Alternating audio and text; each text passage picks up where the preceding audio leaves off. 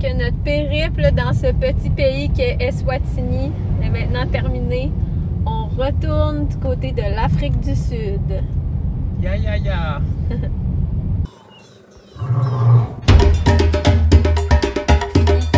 Hey, yeah. Malade!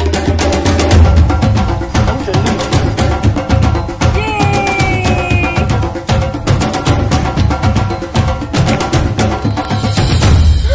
Démarre, démarre!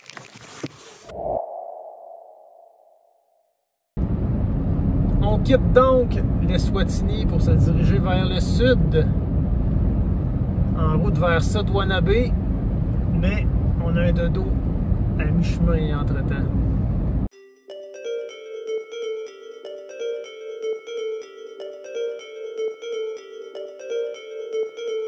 Pour nous rendre à notre prochain campement, nous empruntons une route sinueuse qui nous mène tout en haut des montagnes.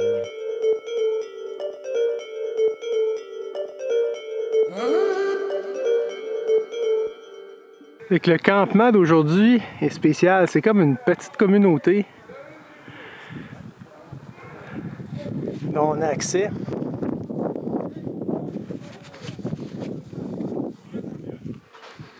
Fait qu'ici on stationne l'auto.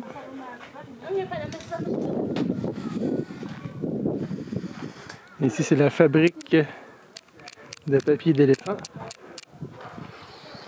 Fait que c'est toutes des petites maisons comme ça.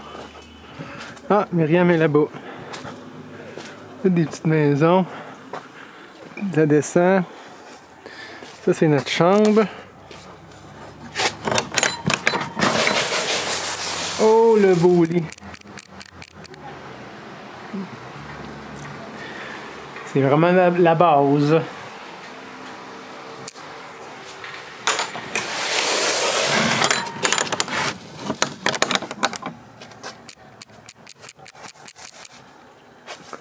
On se promène dans une petite maison.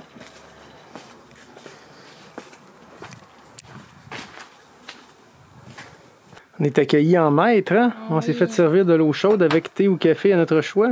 C'est du thé, ouais. Moi, je vais prendre un café. Moi aussi, je pense.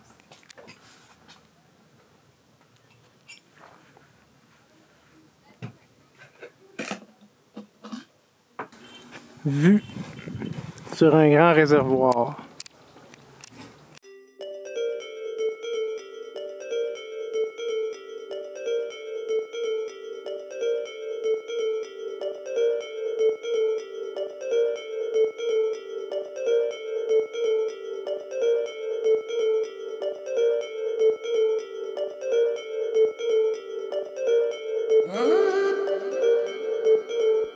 Notre hôte Eddie nous fait visiter les installations d'un projet initié dans cette petite communauté. Il s'agit d'un projet visant à recycler du papier et du caca d'éléphant pour en faire un carton qui pourrait être utilisé à différentes fins. Tout d'abord, dans le caca d'éléphant, je ne sais pas si vous le saviez, mais il y a beaucoup de débris ligneux, de morceaux de branches, même d'épines. D'ailleurs, il ne faut pas rouler en auto sur les caca d'éléphant. Apparemment, on pourrait avoir une crevaison. Donc, il suffit de sécher ces bouses pour en retirer tout le matériel ligneux, le bois carrément, et la fibre, qu'on mélange dans une grosse soupe qui est constituée d'eau et de certains débris de papier qui a été recyclé, du papier journal, d'autres papiers qui a été ramassé en nature dans les fossés. Donc, cette soupe est brassée, elle fait une pâte qu'on récolte à l'aide d'un tamis. Ensuite, il suffit de déposer l'échantillon sur la table et délicatement, on le décolle. On obtient ainsi une plaque de carton qu'on laisse sécher. Et voilà, le carton obtenu est semblable à celui des cartons d'œufs dans lesquels on aballe les œufs et qu'on vend à l'épicerie.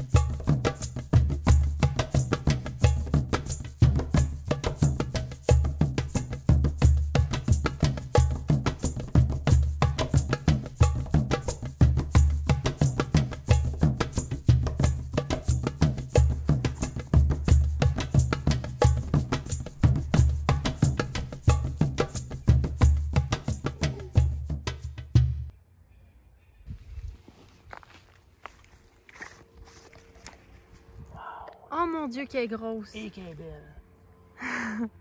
Veux-tu un bâton? Ouais. T'as vois-tu? Ouais. C'est Baboon Spider. Sûrement. Ah, son trou, il a l'air tellement creux.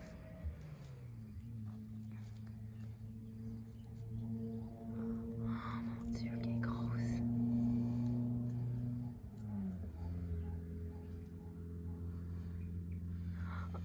Ok, belle. Est-ce qu'on va la montrer à nos amis? Wow, il y a ça. C'est beau, ça. Check toute la toile qu'elle a faite. Ouais. Son tunnel. Ouais. Wow. Et oui, découverte surprenante, enfin une mygale.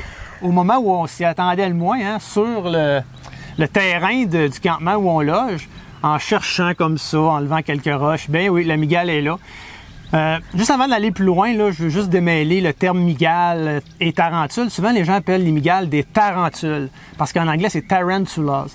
Mais on ne devrait pas en français, parce que tarentule désigne une espèce d'araignée européenne de la famille des araignées loups, qui s'appelle tarentule en français. Et pour les tarantulas, les mygalomorphes, on les appelle les mygales. Donc, ce sont vraiment des mygales.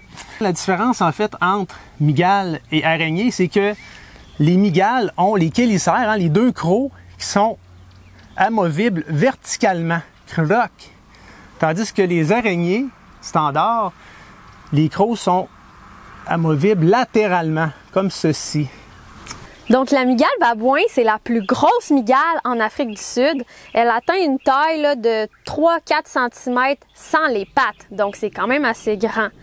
Et rassurez-vous, oui, elle peut mordre, mais sa morsure n'est pas dangereuse. Donc, Jean-François ira pas à l'hôpital aujourd'hui, c'est pas dans les plans.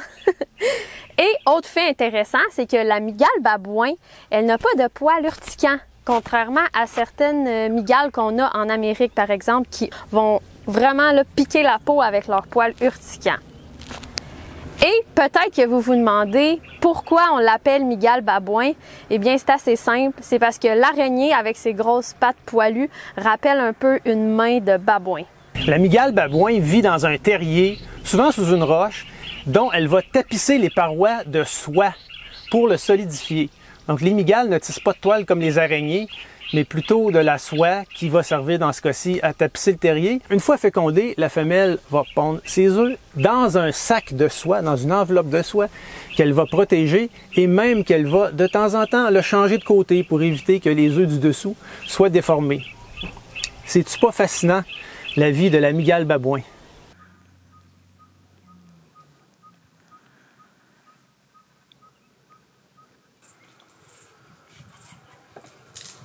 Le soir venu, nous avons observé plusieurs crapauds rouges autour des habitations.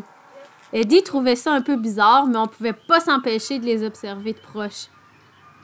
Mis à part sa couleur, ce crapaud se reconnaît à ses deux plis de chaque côté de son corps, et contrairement aux autres crapauds où on voit très bien les glandes parotoïdes derrière les yeux, chez ce crapaud-là, on ne les voit pas. Sur la route vers Sodwanabé, notre attention a été attirée par un panneau. Zulu Croc, ça sonne bien. On a donc visité cet emplacement où les crocodiles du Nil sont en vedette. On peut même en voir de tous les âges. Et on a même eu la chance d'en toucher un.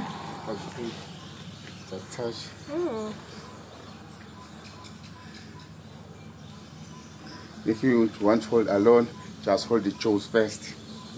Hold the jaws. Ah, tu veux une photo avec des mains? Like this? Like this. That's Like this. yeah. Le crocodile du Nil, c'est pas un rigolo. C'est l'un des plus grands crocodiles au monde et aussi l'un des plus dangereux. On est habitué avec les alligators. On les approchait facilement en Floride, mais ici, c'est le crocodile du Nil que l'on retrouve et ce n'est pas un animal dont il faut s'approcher. Les gardiens nous en ont parlé et nous ont bien avertis qu'en nature, et même dans le zoo, un crocodile du Nil, il faut le laisser tranquille. Oh mon Dieu! Il y a un trou, là. C'est tellement pas rassurant. Puis au début, il y a un panneau qui dit « Nous ne sommes pas responsables de la mort. » Ah ouais. Allô? Même si les crocodiles sont associés au milieu aquatique, ils peuvent se déplacer sur la terre. On va aussi parfois les voir la gueule ouverte en train de se rafraîchir. Et ça permet de voir leurs dents, qui sont très pointues. Et saviez-vous que les crocodiles perdent souvent leurs dents en mangeant et leurs dents repoussent? Imaginez-le, tout au long de leur vie, ça fait beaucoup de dents. La fée des dents des crocodiles doit être très occupée. La femelle va garder le nid parce que les œufs sont vulnérables aux prédateurs, dont les varans qui en raffolent. Et présentement, on est au mois de février, donc c'est le mois de l'éclosion des œufs. Et la mère va prendre les bébés et va aller les porter dans l'eau et même elle va les surveiller pendant 6 à 8 semaines pour les protéger des prédateurs.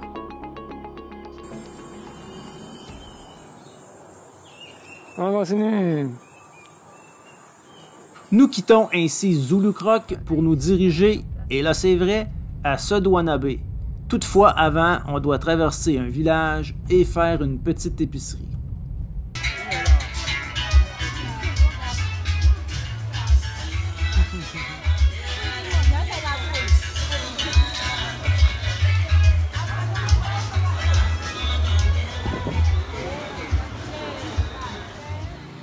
On est rendu à Sodwana-Bay.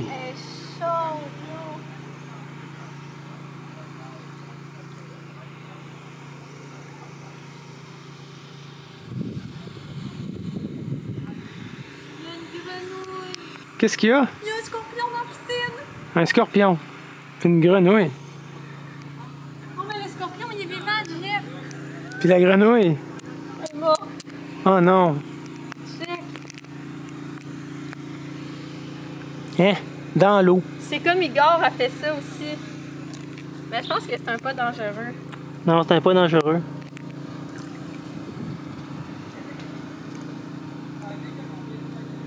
Ah, il est peut-être mort. Quand même.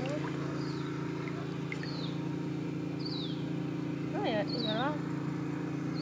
Ah, il est mort. Ah. La grenouille aussi est morte. Et où la grenouille? Ah oui. C'est quoi? Il y a des 1000 pattes dans le fond. Une petite Je rainette. sens qu'on va s'amuser ici. Ouais, il y a un gros piège fausse. On va s'amuser ici.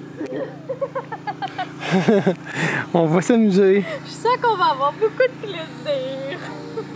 Nos merveilleux cadavres de la piscine sont un scorpion qui n'est pas dangereux, et ça on le savait dès qu'on l'a vu. Vous vous rappelez, hein? Scorpion avec des grosses pinces et un abdomen étroit.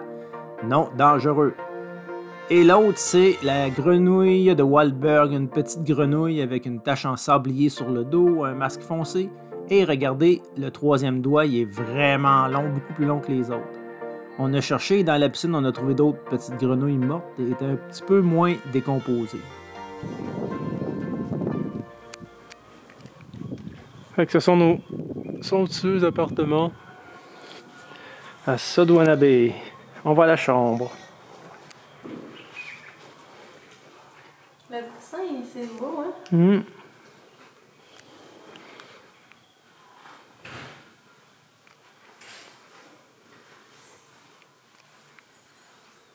C'est très grand. On va pouvoir manger des toasts au bord de pinot.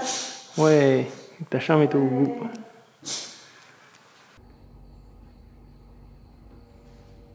Ouais, on voit qu'il y a quelque chose. On ne sait pas trop c'est quoi. Une blague.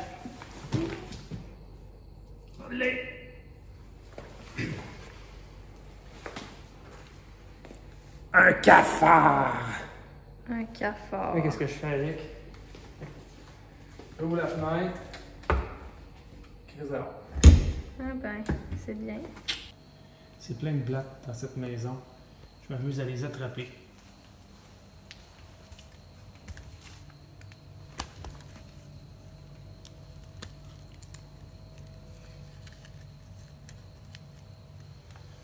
Puis quand je les ai,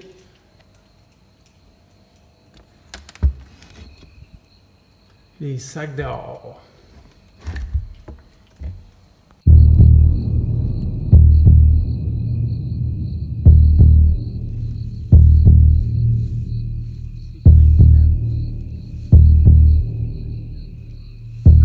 commence fort à Sodwana Bay.